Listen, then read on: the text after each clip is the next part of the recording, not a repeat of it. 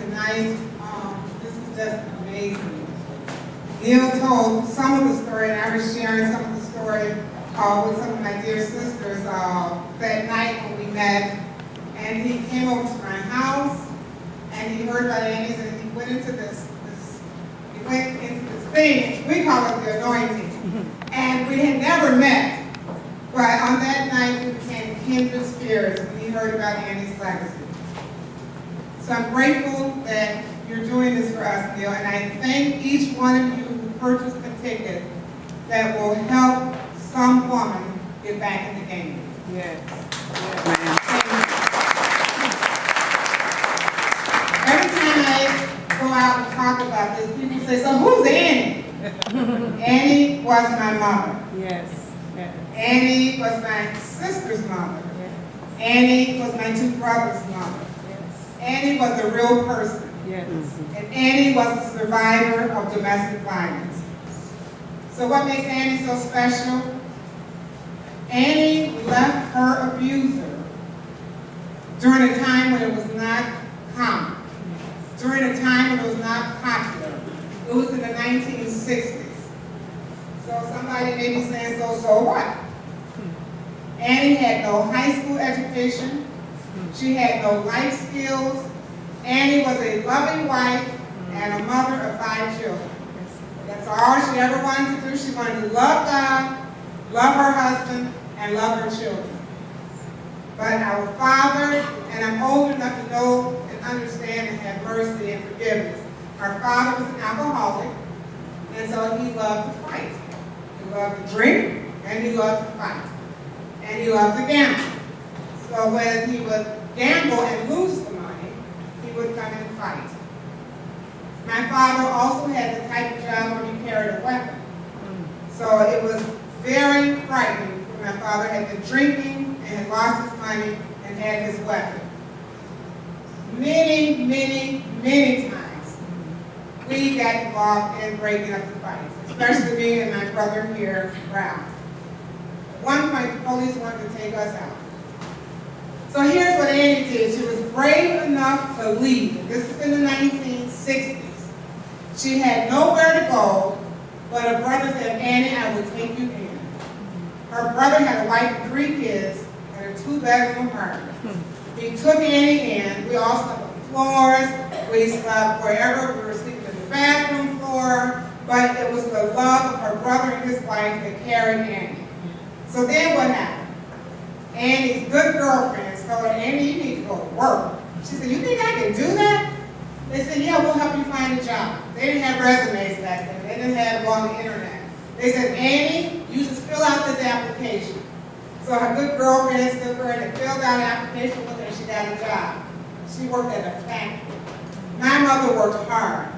She worked for 23 years and she was proud to go and take the wire and wrap it around the switches. At the end of the line, those switches became light switches that would turn the TVs and turn the lights on and off. And she'd bring the switches home and say, look, children, look what I did. And she made about $3 an hour then. Then her other friends said, Annie, you got to open up a checking account. She never knew how to do that because my father managed everything. That's the thing about domestic violence. When a man is controlling you, controlling your money, controlling everything, don't think that's love. Don't think that's love because sometimes that can be something totally different.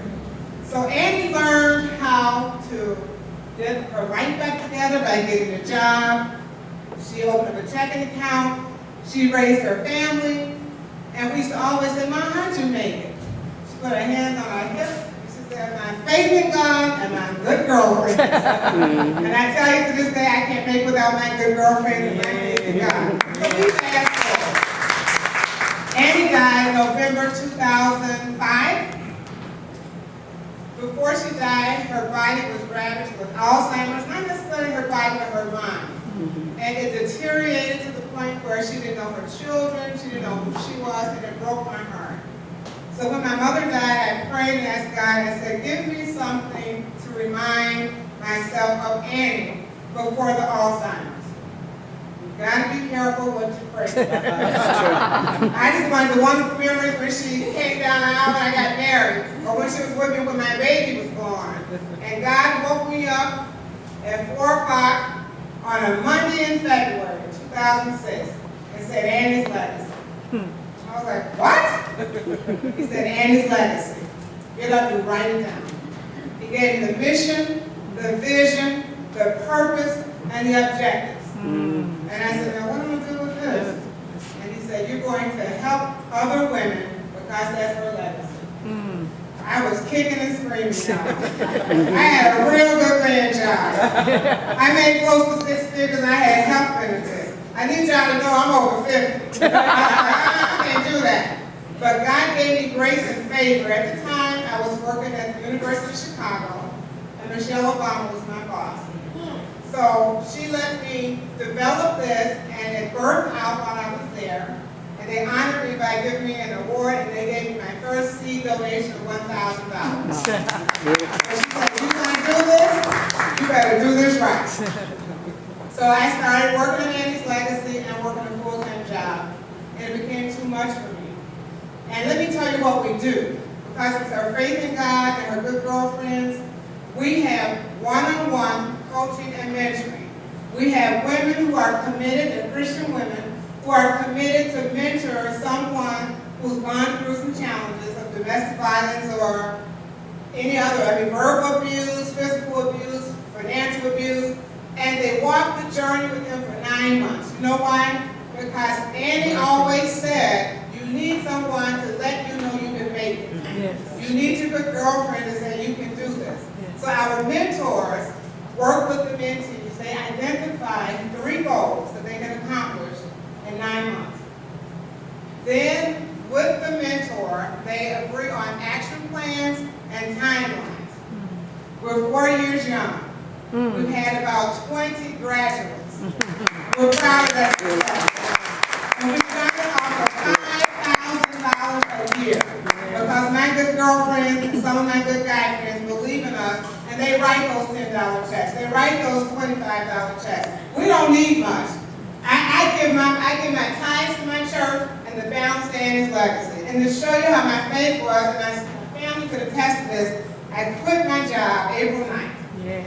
$90,000 a year. Health insurance. Yes. I quit. They didn't fire me. Yes. Because God told me, you're on a faith journey. Go ahead. You have to help some women. You got much more work to do. Yeah. Yeah. And that's why He connected me to Neil. It was no accident. Yes. A lot of people have heard my story, and I'm going all over the place telling the story. So the $5,000, they've turned into $10,000. Yes. They turned into $15,000. Yes. They turned into $20,000. Guess what?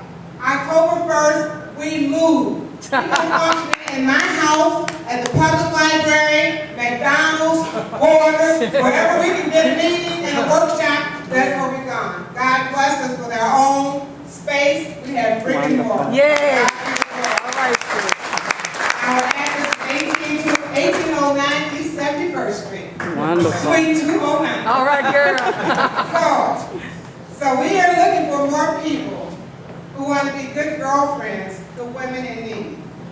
We're looking for volunteers. Some people say, well, 9 months is way too long. I don't want to be with my spouse for 9 months. That's okay. We have something for you. In addition to the mentoring program, we have workshops.